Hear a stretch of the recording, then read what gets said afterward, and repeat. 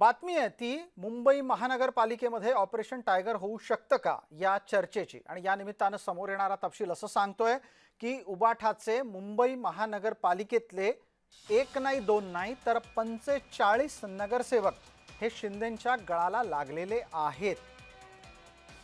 डिसेंबर 2026 पर्यंत operation tiger Mumbai महानगरपालिकेमध्ये सुद्धा पूर्ण होणार आहे। पालिकेमध्ये शिंदे 2/3 फॉर्म्युला ठरवणार आहेत। ठाकरेंच्या नगरसेवकांच्या मनातली खदखद ओळखून शिवसेनेनं व्यूहरचना केल्याची माहिती मिळतेय।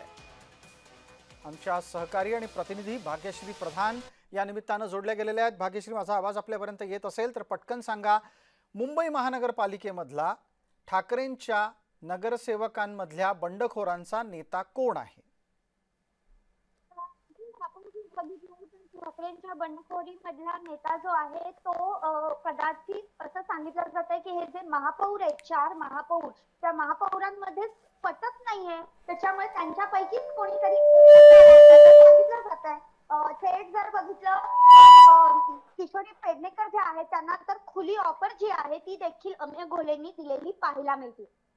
भाग्यश्री, आपण आता जो उल्लेख केला त्यात तो माजी महापौर असा असायला हवा। त्याच निमित्तानं हे जे 4 माजी महापौर आहेत त्यांच्यामध्ये सध्या हा वाद असू शकतो, तर मग त्यांना शांत करण्यासाठी, त्यांची नाराजी संपवण्यासाठी मातोश्रीवरून काही प्रयत्न होणार आहेत का? तिथे पण जायचं तर खुशाल जा असंच वक्तव्य ऐकायला लागणार आहे?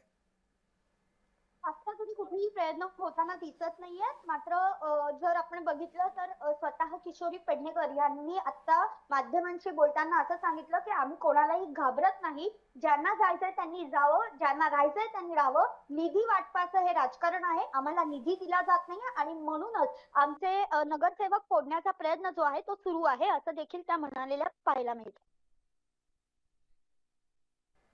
धन्यवाद भाग्यश्री या सगळ्या तपशिलाच्यासाठी।